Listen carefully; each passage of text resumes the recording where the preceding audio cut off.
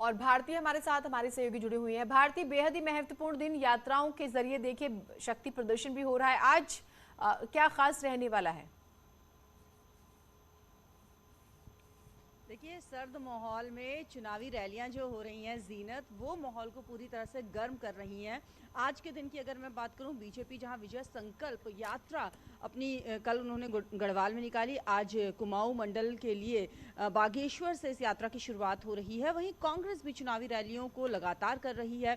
आज से ग्राम प्रणाम यात्रा कांग्रेस अपनी शुरू करने जा रही है और मकसद यही है कि अब पूरी फुल फ्लैश ये कहा जा सकता है कि चुनावी मोड में चले गई हैं पॉलिटिकल पार्टीज और अब ये साधने की कोशिश यहाँ पर की जा रही है, अपनी अपनी बातें रखने की कोशिश की जा रही है जनता के बीच में। बीजेपी जहाँ ये कोशिश कर रही है कि जो काम उन्होंने किए हैं वो जनता के बीच पहुंचाए जाए, उसके लिए हमने देखा किस तरीके से विजय रथों को यहाँ पर रवाना किया जा रहा है। और अगर हम कांग्रेस की बात करें जीनत, तो कांग्रेस यहाँ पर लगातार इस कोशिश में कि सैनिकों के बीच में वोट बैंक को बढ़ाया जा सके। तो इसी कड़ी में ये कहा जा सकता है कि रविवार का दिन तो खास तौर पर आज रैलियों के ही नाम रहने वाला। बिल्कुल, और कम से कम अगर कांग्रेस की बात करें भारतीय, तो राहुल गांधी की रैली के बाद कांग्रेसी काफी उत्साहित भी हैं। अब एकजुट कितना हुआ है वो अलग बात है। बीजेपी भी आज कई कार्यक्रम करने वाली है।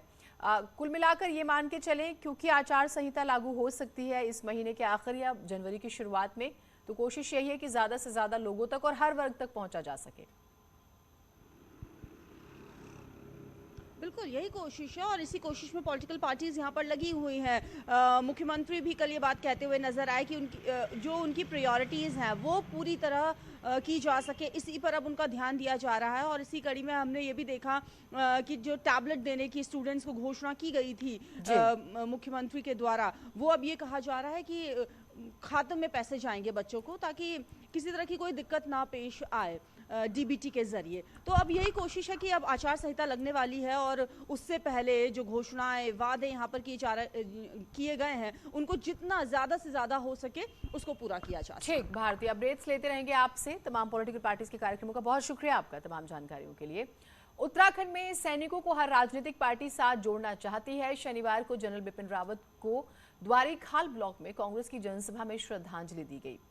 एक तरफ द्वारीखाल ब्लॉक बिल्डिंग को उनके नाम किया गया, कांग्रेस ने बीजेपी को विकास की बात पर जमकर कोसा।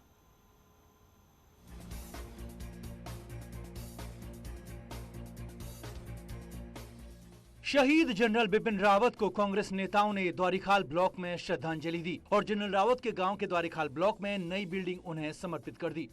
नेता विपक्ष प्रीतम सिंह ने कहा कि कांग्रेसी सैनिकों, महिलाओं और युवाओं को सम्मान देती है और बीजेपी सम्मान से लेकर विकास के सिर पर दावे करती है। प्रीतम सिंह ने कहा कि 2017 के बाद 2 मुख्यमंत्री देने वाले यूपी के मुख्यमंत्री के गांव और जनरल रावत के गांव वाले जिले पौड़ी में विकास कहीं भी नजर नहीं आता। इसीलिए यमकेश्वर समेत पूरे राज्य से सैनिक, महिला और युवा 2022 में बीजेपी को विदा कर देंगे।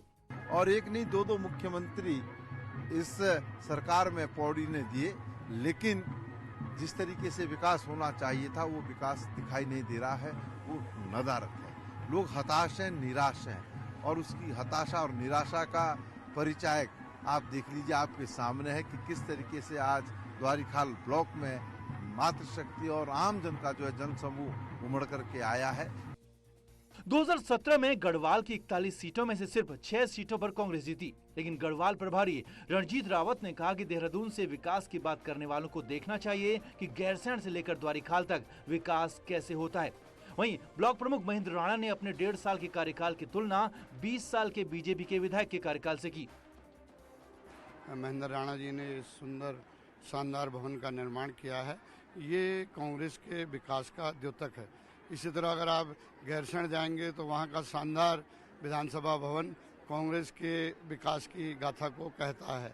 लेकिन अगर आप देखेंगे जो हमारे इस समय सत्तासीन लोग हैं, भाजपा के लोग, जिन्होंने अच्छे दिनों का वादा किया था, बेरोजगारी दूर करने का वादा किया था, चौमुखी विकास का वादा किया था, वो हर मोर्चे पर फेल हैं।